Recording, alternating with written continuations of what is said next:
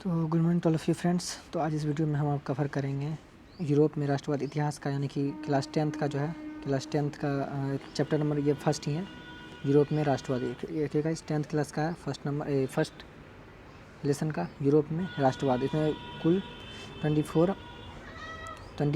Objective हैं, तो इसमें हम कवर करेंगे। और एक बहुत इंपॉर्टेंट है 2020 के लिए, 2021 के लिए, क्योंकि इस साल और 17 तारीख को एग्ज़ाम है, 17 डेट को, तो 17 फरवरी को। तो आप इस वीडियो को पूरा देखिएगा। और हिस्ट्री भी बहुत इंपॉर्टेंट होता है। आप 12th के बाद ये भी, इसमें भी बहुत सारा स्कोप है, ये भी आप पढ़ के आसानी से कुछ नौकरी वोकरी पा सकते हैं।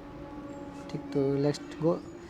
तो पहला क्वेश्चन आता है यूरोप में राष्ट्रवाद में। पहला क्वेश्चन है, इटली और जर्मनी में वर्तमान में किस महादेश के अंतर्गत आते हैं? यानी कि इटली और जर्मनी किस महादेश के अंतर्गत आते हैं? तो यूरोप है, यूरोप जो है उसके उस महादेश के इटली और जर्मनी उसके महादेश के अंदर आता है।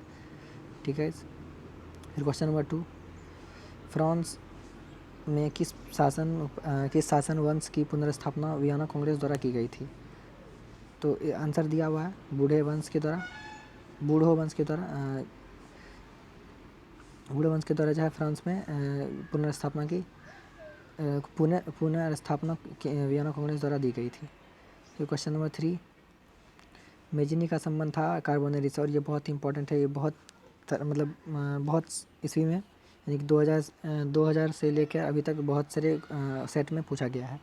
ठीक है। तो फिर question number next 4 number question, Italy और जर्मनी के एकीकरण के विरुद्ध निम्न में से कौन था? ऑस्ट्रिया जो था इटली और जर्मनी के एकीकरण के विरुद्ध था।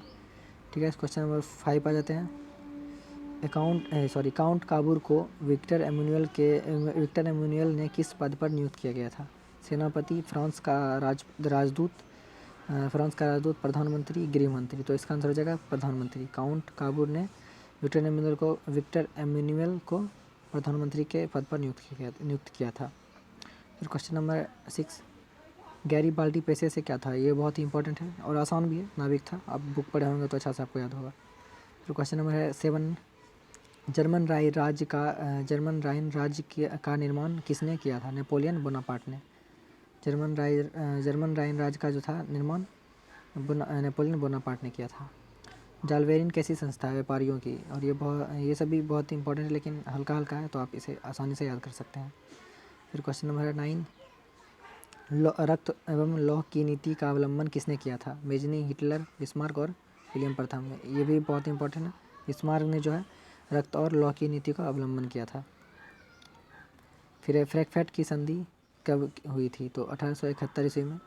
ऑप्शन भी हम पढ़ लेते हैं एक बार, 1864, 1866, 1817 और 1871। तो आप ऑब्जेक्टिव का, आप जो क्वेश्चन का ऑब्जेक्टिव है ये सब भी देखा करें। अगर आपको याद नहीं रहेगा, अगर क्वेश्चन याद नहीं है, आंसर से भी याद है, तो आप एग्ज़ाम में इसको डायरेक्ट लगा सकते हैं। और ये तुक्का उतना सही नहीं, लेकिन थोड़ा हो जाता है। तो 1871 में जो है फ्रैंकफर्ट की संधि का अवलंबन किया, यानी कि स्थापना हुई थी, यानी कि संधि हुई थी 1871 में। फिर क्वेश्चन नंबर 11, यूरोपवासियों के लिए किस देश का साहित्य एवं विज्ञान प्रेरणा स्रोत रहा? जर्मनी, यूनान, तुर्की और इंग्लैंड। तो यूनान जो है उसका जो उनकी जो टेक्नोलॉजी थी वो यूरोपीय वासियों के लिए बहुत ही साहित्य एवं ज्ञान कि प्रेरणादायक रहा, कि वो उन्हें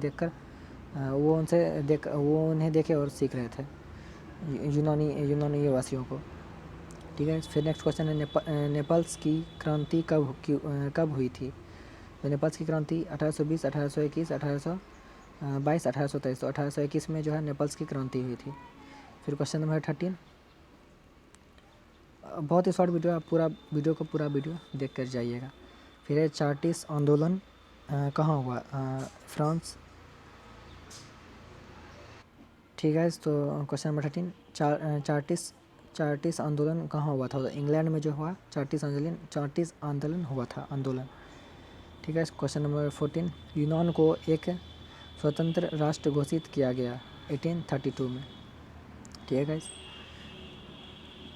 कार्बोनेरी संगठन किस वर्ष हुआ था? यानी कि कार्बोनेरी संगठन जो था वो किस वर्ष हुआ था? 1832, 1815, 1820 और 1831 को। तो 1820 जो है वो कार्बोनेरी संगठन हुआ था। फिर है एड्रियानोपुल की संधि कब हुई थी? तो 1828, 1829, 1830, 1931। तो 1829 में जो है एड्रियानोपुल की संधि हुई थी। फिर क्वेश्चन नंबर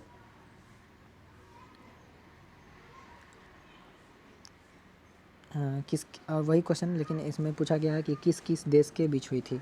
एड्रियानोपुल की संधि किस देश के बीच हुई थी? तो तुर्की और रूस के बीच हुई थी। तुर्की और रूस के बीच जो हुई थी एड्रियानोपुल की संधि। ठीक है, क्वेश्चन नंबर आ जाते हैं 18 पर। सेडॉन का युद्ध किसके बीच हुआ था? और ये भी बहुत ही इंपॉर्टेंट क्वेश्चन है, तो इसे भी याद रखिएगा। फ्रांस और प्रसा के बीच सेडॉन का युद्ध हुआ था, फ्रांस और प्रसा के बीच हुआ था। फिर क्वेश्चन नंबर आ जाते हैं 19 पर।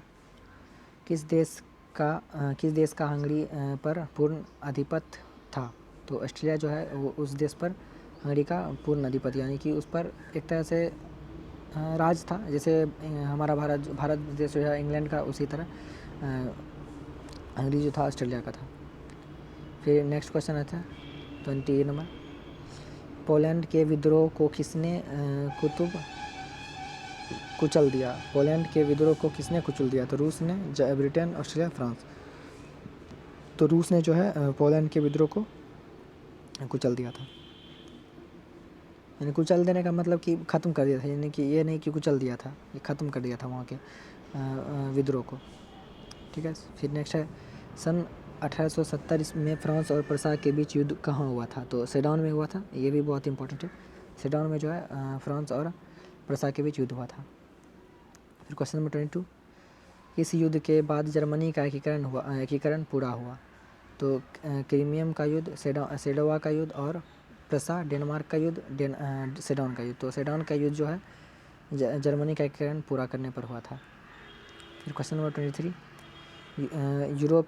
यंग यूरोप की स्थापना कौन था? मेजिनी, गैरिबाल्डी, विक्टर एमुनल और मुसोलिनी। तो मेजिनी जो था वो यंग यूरोप की स्थापना किया था। फिर क्वेश्चन नंबर 24। यूरोप का मरीज किसे कहा जाता है? तुर्की, इटली, इंग्लैंड और फ्रांस। तो तुर्की जो है यूरोप का मरीज तुर्की को कहा जाता है।